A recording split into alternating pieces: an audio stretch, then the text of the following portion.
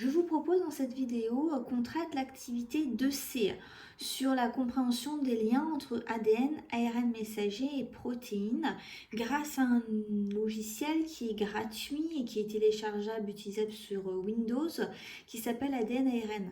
L'objectif ici, c'est que vous téléchargez si possible ce logiciel pour que vous puissiez travailler seul, et cette vidéo sera un support pour vous aider et la correction. Donc je prends ce qu'on me demande de faire dans cette activité. On me demande d'étudier l'étape de la transcription 3'. Alors donc je vais étudier la transcription. C'est parti. On me demande de saisir une séquence et c'est la séquence du brin transcrit de l'ADN. Ok, donc il va falloir que je note cette succession de nucléotides. Donc je commence TA, CG, AC, ensuite il y a 3C, ATC. C'est parti, saisie terminée. Très bien, et là, saisir la séquence complémentaire. Alors, c'est vrai qu'il y a une complémentarité entre les nucléotides au niveau d'une molécule d'ADN, c'est-à-dire que l'adénine est toujours en face de la thymine et la cytosine est toujours en face de la guanine dans une molécule d'ADN. Donc en face du A, je vais forcément avoir un T. Ici, hop, j'ai un T. Là, donc C, j'ai un G, c'est-à-dire T en face du A en face du T, C en face du G en face du C. Hop, maintenant que c'est bon, je continue.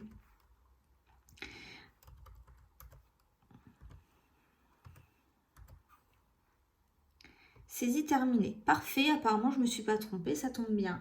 Je clique sur la barre d'espace et il faut que je pense à prendre en note dans mon cahier tout ce qui apparaît en jaune puisque ça va reprendre les différents process, c'est-à-dire ça va expliquer ce qu'est la transcription pour cette première étape. Alors ici on dit comme quoi les deux brins d'ADN, donc notre double hélice, va se séparer par un complexe enzymatique qui s'appelle l'ARN polymérase. Alors en plus de séparer l'ADN, l'ARN polymérase, qu'est-ce qu'elle peut avoir comme rôle? Ça a certainement un lien avec l'ARN qu'on a étudié depuis le début de la séance. Poly pour plusieurs, mère pour l'unité, le monomère, et ase, on a vu dans l'exercice maison sur la bactérie qui produit de la bêta-galactosidase en fonction d'un milieu riche en lactose, que c'est une enzyme. Donc, quand j'ai ase, j'ai une enzyme. ARN polymérase, l'objectif, ce serait donc de former une molécule d'ARN qui est composée de plusieurs fois la même sous-unité. Et on a vu dans l'activité précédente, 2B, grâce au logiciel en visualisation en 3 libmol, que l'ARN était formé de différents nucléotides. Ok, donc ici j'ai ma molécule d'ADN, le complexe enzymatique qui va d'abord séparer ma molécule d'ADN. Et ensuite, il va falloir que je saisisse la séquence de l'ARN messager. Alors comment je vais m'y prendre? On me dit sur le document que j'ai sous les yeux comme quoi il est complémentaire au brin transcrit. Alors ça c'est une information qui me semble importante. J'ai le brin transcrit ici, donc je commence par un T. En face du T, qu'est-ce qui est complémentaire? J'ai de l'adénine. Ensuite, en face du A, j'ai un T. Ah oui, mais attendez, qu'est-ce qu'on a vu tout à l'heure? On a vu juste avant comme quoi il n'y avait pas de thymine au niveau de l'ARN messager à la place. Il y a un autre acide aminé qu'on a mis en évidence dans l'activité 2A sur la relation entre le noyau et le cytoplasme. Et il existe donc de l'uracile. Ça voudrait certainement dire que l'uracile est complémentaire à la thymine. Je vais essayer ça. U, ensuite j'ai G, C, toujours complémentaire au A, j'aurai de l'uracile. Ici, hop, encore de l'uracile. Et voilà, donc saisie terminée. Ah bah parfait, apparemment ça marche bien. À reprendre dans le cahier, comme quoi l'ARN polymérase va disposer les uns à la suite des autres les nucléotides qui sont complémentaires au brin transcrit. C'est l'état de transcription. Et ensuite, les nucléotides, donc qui sont nouvellement mis les uns à la suite des autres et qui forment l'ARN messager, sont liés ensemble. Ça marche. L'ARN messager se détache puis quitte le noyau pour aller dans le cytoplasme. Ben oui, c'est vrai que l'ARN messager, son objectif, c'est de faire l'intermédiaire entre l'information génétique de l'ADN dans le noyau et le cytoplasme qui est le lieu de synthèse, de formation des protéines. Donc, l'ARN messager est formé grâce à la lecture du brin transcrit par l'ARN polymérase dans le noyau. Je continue. Les deux brins d'ADN seraient associés, l'ARN polymérase se détache, à noter dans le cahier, c'est-à-dire que là, on retourne sur la situation de départ. Mon ARN messager n'est plus présent, bah oui, il est parti dans le cytoplasme et est sorti du noyau par les pores nucléaires. Très bien, j'ai fini la première étape de transcription. Je vais pouvoir passer à l'étape suivante. Donc, pour cela, je mets quitter et il faut que j'aille dans traduction. Donc la deuxième étape serait la traduction. Ici, j'ai une séquence de nucléotides donc qui correspond à mon ARN messager. On me demande de mettre saisie terminée, de vérifier en bas que je suis dans mode exercice. Parfait. Et ensuite, il va falloir que je clique sur l'icône initiation. Alors, quand on s'initie à quelque chose, ça veut dire qu'on commence, on débute. Bah là, c'est le début de la traduction. Donc, on a notre ARN messager ici avec les différentes lettres qui correspondent à chaque nucléotide de celui-ci et deux gros complexes. Alors, avec l'initiation, j'ai un cadre qui apparaît et on me demande donc différentes informations. Je vois un texte en jaune qui est apparu, c'est peut-être intéressant. Bon, alors j'ai beaucoup de choses ici. Alors je vais décaler là. Qu'est-ce qu'on me dit pour l'initiation? La petite sous-unité de ribosome se fixe sur l'ARN messager et s'associe avec la plus grande unité. Le premier acide aminé est incorporé.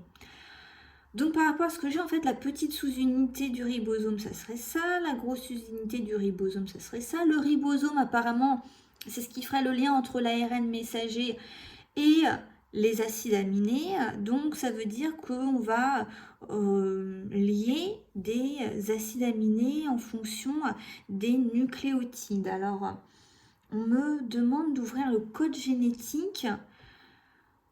Alors, c'est-à-dire que quel sera le prochain acide aminé incorporé? Comment je vais faire pour me sortir de là? J'ai un tableau qui s'appelle le code génétique, qui s'avère être un tableau extrêmement intéressant puisqu'il permet de faire le lien entre trois nucléotides à la suite, qui s'appelle également triplet ou codon, avec un acide aminé. Alors, pour savoir comment ça fonctionne, ici, j'écris première position, deuxième position, troisième position. Alors, position de quoi? Position des nucléotides dans le triplet. A, première position, j'ai mon A ici. Donc, ça correspondrait aux acides aminés qu'il y a au centre. U, pour uracile, les acides aminés qu'il y a ici. Donc, ça veut dire qu'on a soit de l'isoleucine, soit de la méthionine. Pour savoir lequel des deux acides aminés c'est, je regarde le troisième nucléotide de l'ARN messager. Il s'agit d'un G pour guanine. Troisième position, guanine. J'ai ici donc un acide aminé qui sera le seul à connaître, c'est la méthionine. Donc à partir de là, je ferme, j'essaye de me souvenir de MET. Bien sûr, méthionine sera orthographiée dans le cours. Hop, je note MET et je coche OK. Très bien, alors ça veut dire que le premier acide est incorporé, c'est bien ce qu'on m'a indiqué ici. En fait, le ribosome, il a réussi à lire une association de trois nucléotides et grâce au code génétique, d'incorporer l'acide aminé correspondant. Je clique sur élongation. Et là, normal, on ne va pas rester sur le même triplet de nucléotides. Notre ribosome se déplace tout au long de ma molécule, de ma séquence de nucléotides composant l'ARN messager. Je dois trouver le prochain acide aminé incorporé. J'ouvre le code génétique. Essayez de le faire par vous-même toujours. Première position, un C. Deuxième position, un U. Donc ici, peu importe le troisième acide aminé, j'ai de la leucine. Donc je ferme.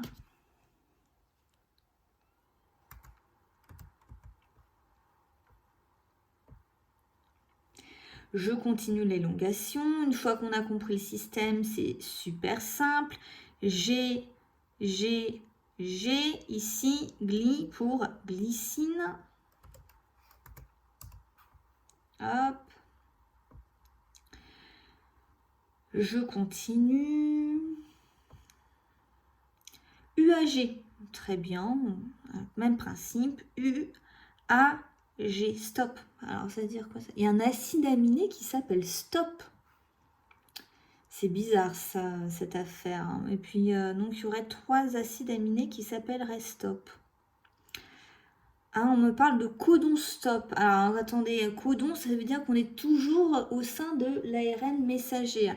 Ah oui, en fait, un codon stop, ça veut dire que c'est une association de 3 nucléotides qui ne correspond à aucun acide aminé. Dans ces cas-là, qu'est-ce qui se passe? Hop. Eh bien, le ribosome vient d'atteindre un codon stop et la phase d'élongation est alors interrompue. En fait, à partir du moment où le ribosome ne trouve plus d'association entre triplés de nucléotides de l'ARN messager et d'acides aminés qui composera la future protéine, on a l'étape de la traduction qui s'arrête. La phase d'élongation est alors interrompue. Terminaison, ça veut dire qu'on a la séparation des ensembles. Les 2 sous-unités du ribosome, qui est le complexe qui va lire les triplés de nucléotides de l'ARN messager pour les associer aux acides aminés, va se séparer. Le polypeptide, donc la protéine synthétisée, est libérée. Donc ici, on a une protéine constituée de 3 acides aminés, méthionine, leucine, glycine. Alors dans ce cadre, c'est une minuscule protéine, puisque l'idée c'est qu'on ne passe pas notre temps à lire le code génétique. Vous voyez que mon ARN messager est toujours présent, il n'est pas détruit, il va être lu par d'autres ribosomes. Ce qu'il faut savoir également, c'est que donc, la méthionine, qui est toujours le premier acide aminé qui est synthétisé dans le cadre de la traduction, va ensuite être coupée. Donc en fait, notre protéine va commencer par de la leucine. Voilà, nous avons terminé de voir comment se former une protéine. On a donc 2 étapes. La première étape, la transcription, se passe dans le noyau. L'objectif, c'est de synthétiser une molécule d'ARN messager qui va avoir une séquence complémentaire au brin transcrit d'ADN. Tout cela se forme grâce à l'ARN polymérase. Une fois que l'ARN messager est fabriqué, il va sortir du noyau par port nucléaire et il va ensuite aller dans le cytoplasme. Là, l'ARN messager va être pris en charge par le ribosome. Le ribosome va lire l'ARN messager par succession de 3 nucléotides. Une association de 3 nucléotides, ça s'appelle un codon ou un triplet. Et ça va être associé grâce au ribosome à un acide aminé précis. Et grâce à l'avancement du ribosome sur l'ARN messager dans le cytoplasme, je vais mettre des acides aminés les uns à la suite des autres, ce qui va former une protéine. Et il va ensuite aller dans le cytoplasme. Là, l'ARN messager va être pris en charge par le ribosome. Le ribosome va lire l'ARN messager par succession de 3 nucléotides. Une association de 3 nucléotides, ça s'appelle un codon ou un triplet. Et ça va être associé grâce au ribosome à un acide aminé précis. Et grâce à l'avancement du ribosome sur l'ARN messager dans le cytoplasme, je vais mettre des acides aminés les uns à la suite des autres, ce qui va former une protéine.